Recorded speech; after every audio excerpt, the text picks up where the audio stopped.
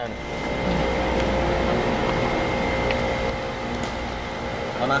好啦， Hey guys, so I just finished working out. I'm gonna do a little Q&A. So a lot of people ask me, Frank, what's your first language? You seem pretty fluent in English, but you make some grammar and spelling mistakes sometimes. I'm like, but my answer is that I don't think in language at all. So my answer is neither. Actually, I think in mostly visual images, sometimes musical patterns, musical notes. Sometimes I think with my body, sort of like sonar motor skills. Steven Pinker, in his book The Language Instinct and How the Mind Works, he actually had a theory of what he called the language of thought, or the language of the mind. He said that this language, he called it mentalese. Basically, he's saying that thought itself, at the most fundamental, basic level, is not constituted by spoken language, but rather by a sort of computational algorithm, kind of like the ones and zeros of the computer.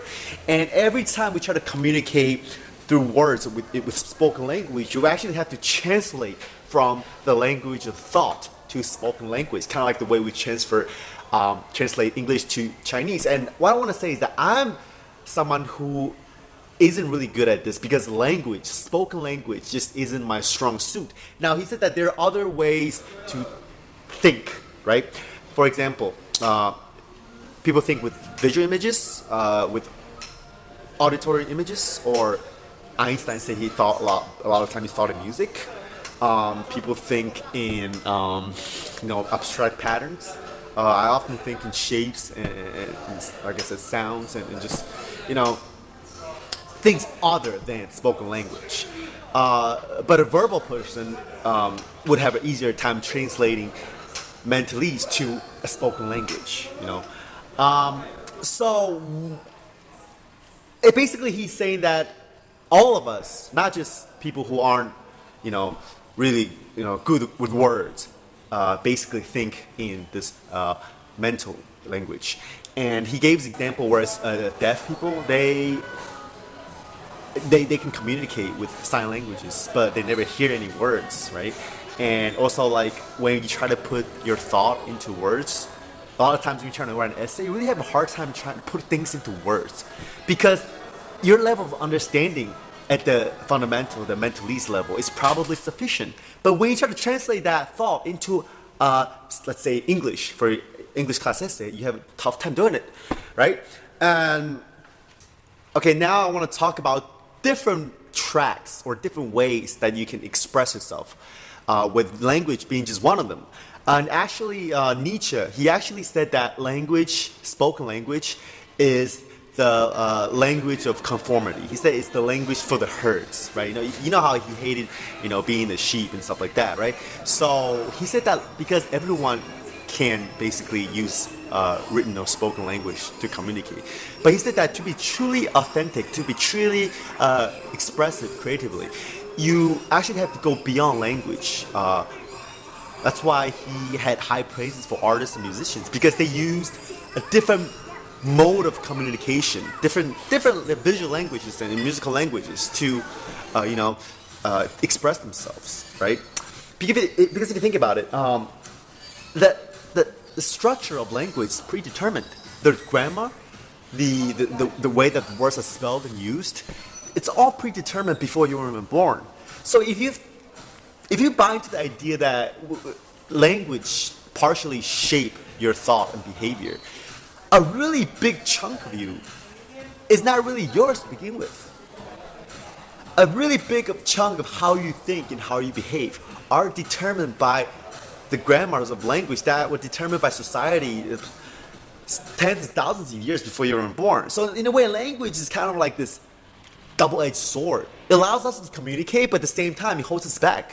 It never really allows us to truly express ourselves. So in a way, spoken language renders everybody sort of the same. It's a language of conformity. That's what Nietzsche said. And think about it.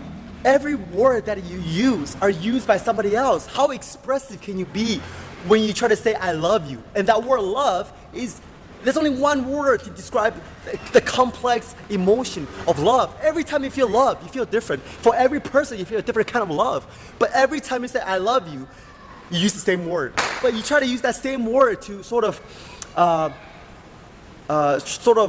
wrap around this huge spectrum of emotions. So language really sometimes can't be justified. And that's where a lot of confusions come from. You think you know what someone is talking about, but you really don't. Wittgenstein said that people, when they argue, especially in philosophy, the reason why philosophy has ran into so many problems throughout history is because of language. People are trapped in language. They're playing what he calls the language game, right? And that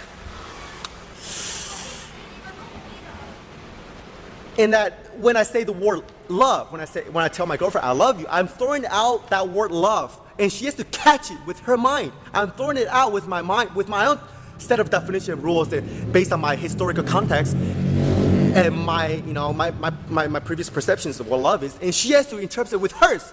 No wonder we can't agree on anything. We can never understand what each other mean. Fuck language.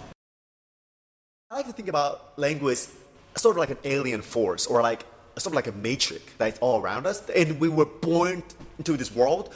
We sort of just born into language, and we sort of wear this language like a coat. Not just like a code, like a clothes-wise, but like a code as well. Sort of like a moral code almost, right? That's why people are so anal about spelling things correctly, and they care a lot about like whether their sentences are grammatically correct. I think the reason for that is because people like to put down others who, if they look at a YouTube comment and they can't spell, they're just like trying to insult their intelligence. I think it's a big mistake, a big misunderstanding about the way the human mind works. Actually, if you look at a lot of brilliant thinkers like Einstein and Leonardo da Vinci, they're not verbal thinkers as well. The visual thinkers. Read the book by Howard Gardner. He had a whole book about people who are, dyslexic, right? Who had dyslexia, and most of them are visual and audio thinkers, and they were way more creative than a lot of the verbal thinkers. And I think, and if you look at the Notebook, right? The notebooks of Leonardo da Vinci and Einstein, a lot of the really great artists or inventors, it's full of spelling errors, mistakes, and grammatical mistakes. So the next time you try to judge someone's intelligence based on how they word things, think again. They might just be brilliant thinkers in other areas of thoughts. You know what I'm saying? Yeah. So and I think part of what this channel is about is also to encourage you guys to not just think outside the box, but to think outside of language. Because if you look at a lot of my videos, a lot of my personal favorite videos, like Entropy and Free Association, or the Tom Cruise videos, or the sex tape between me and Vivian, those are the quote unquote art videos that are like sort of performance based. It's based on a different language.